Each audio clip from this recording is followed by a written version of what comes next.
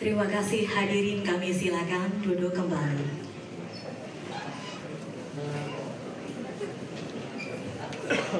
Selanjutnya pembacaan naskah berita acara serah terima jabatan Menteri Pemuda dan Olahraga Republik Indonesia. Naskah serah terima jabatan Menteri Pemuda dan Olahraga Kabinet Merah Putih periode tahun 2024-2029. Pada hari ini, Kamis, tanggal 18 bulan September tahun 2025, berdasarkan keputusan Presiden Republik Indonesia nomor 96/P tahun 2025 tentang pemberhentian dan pengangkatan Menteri dan Wakil Menteri Negara Kabinet Merah Putih periode tahun 2024-2029 dengan mengambil tempat di Auditorium Wisma Kementerian Pemuda dan Olahraga. Masing-masing yang bertanda tangan di bawah ini: 1. Aryo Bimo Nandito Aryo Tejo selaku Menteri Pemuda dan Olahraga Kabinet Merah Putih periode tahun 2024-2029 menyerahkan kepada Erick Thohir segala sesuatu yang berhubungan dengan jabatan, tugas, dan tanggung jawab sebagai Menteri Pemuda dan Olahraga Kabinet Merah Putih periode tahun 2024-2029. 2.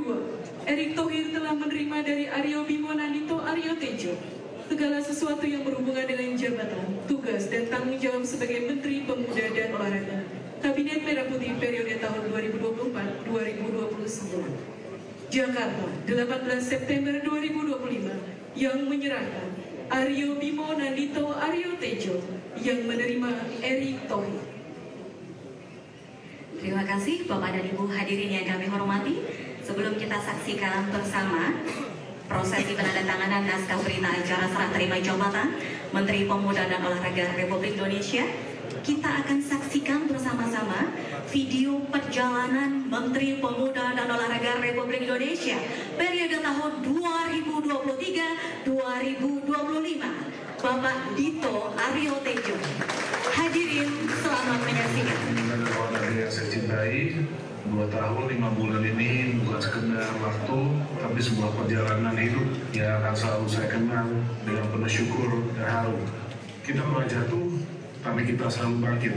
Kita pernah ditantang, tapi kita selalu menjawab dengan kerja keras dan hati yang tulus. Dan dari sana kita menorehkan sejarah bersama. Di bidang pemudaan kita menorehkan langkah besar. Kemenpora kini menjadi ruang progresif, kolaboratif, dan inklusif bagi berbagai entitas anak muda, dari OKP, lembaga think tank, pengusaha muda, organisasi kerelawanan, hingga komunitas minat bakat, semua bergotong royong harus utamakan pembangunan kepemudaan. Kemenpora telah membuka pintu selebar-lebarnya bagi partisipasi dan representasi pemuda, agar tenaga sekaligus suara mereka hadir dalam setiap kebijakan dan program. Alhamdulillah, berkat kolaborasi multi pihak, revisi peraturan Presiden tentang koordinasi strategis lintas sektor pelayanan kepemudaan yang insya Allah segera diterbitkan akan menjadi bekal kolaborasi Eksahelis untuk memastikan peran pemuda-pemudi selalu ditempatkan di pusat pembangunan bangsa. Kesempatan belajar dan berkembang kita bukakan seluas-luasnya, mulai dari beasiswa LPDP, Seoul National University, China Scholarship, hingga Australia Awards, serta beasiswa S1 khusus atlet agar prestasi di lapangan sejalan yang masa depan akademik yang kokoh.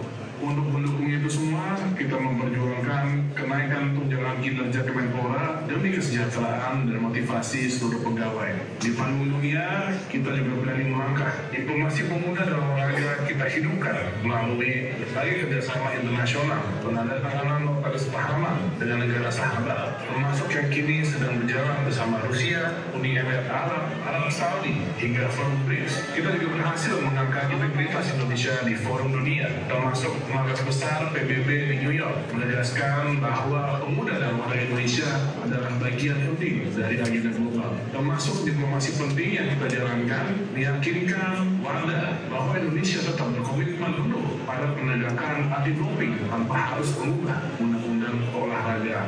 Cara ini menjadi bukti nyata bahwa tata kelola dan integritas olahraga Indonesia diakui dunia. Program pembukaan pemuda kita juga diperluas dari Australia, Jepang, dan Singapura ini menjangkau Tiongkok dan Arab Saudi. Semua itu untuk memastikan pemuda Indonesia memiliki akses jaringan dan wawasan global yang makin semakin luas.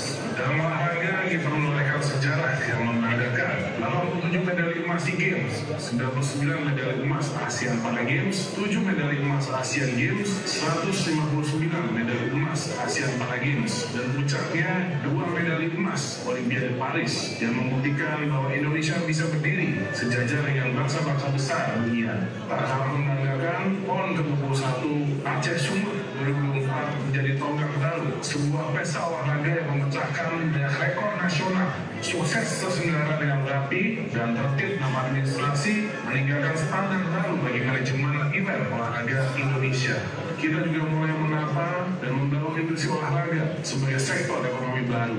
Peta jalannya mencakup sport, tourism, entertainment, aparel, dan teknologi. Melalui KBLI olahraga, kita menyiapkan dasar investasi dan insentif agar pelaku industri memiliki kepastian hukum dan ruang tumbuh. Sehingga olahraga tidak hanya berprestasi, tetapi juga membuka lapangan kerja, menarik investasi, dan berkontribusi nyata pada pertumbuhan ekonomi.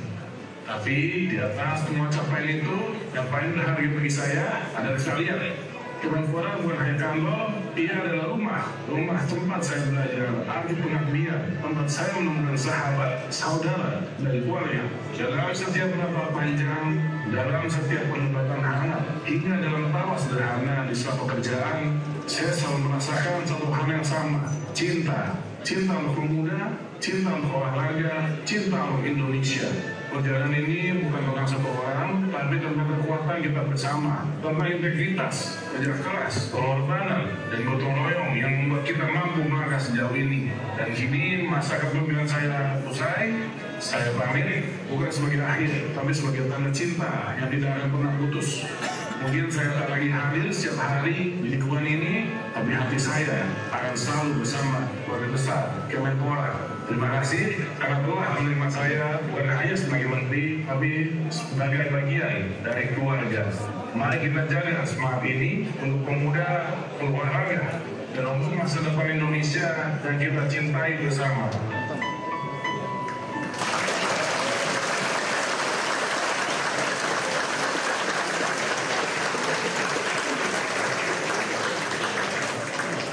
Bagi anak-anak bermasalah, terutama mengedepankan objektivitas dan juga fakta yang ilmiah. Kalau menurut saya, ini kan masalah pribadi. Membahas setiap cerita dari banyak sudut pandang. Semuanya gugur, belum ada yang dipulangkan. Satu pun terkecuali di dalam itu. Jangan lewatkan Inside Story di Sindo News TV. Program berita teraktual prime time Anda. Presiden Republik Indonesia tiba di Brussel, Belgia. Dugaan korupsi kuota haji. 1.000 rekening penerima bansos terindikasi judi online. Menggali banyak peristiwa dari beragam lokasi. Muhammad Riza Khalid jadi salah satu tersangka. Olah tempat kejadian perkara kasus tewasnya diplomat. Dapatkan informasi penting di Sindo Prime setiap Senin sampai Jumat jam 7 malam di Sindo News TV. Isu terhangat sepekan terakhir. Ke-7 Republik Indonesia, Joko Widodo menduga ada agenda politik besar. Polisi merilis merek beras premium yang diduga dia. Rangkuman berita viral. Sekolah rakyat gratis untuk kasus dugaan korupsi tata kelola minyak mentah. Sopir truk di Subang, Jawa Barat melakukan aksi mogok kerja. Temukan semua informasinya di Top Issue setiap Sabtu dan Minggu di Sindo News TV. To the point aja. Di Joko itu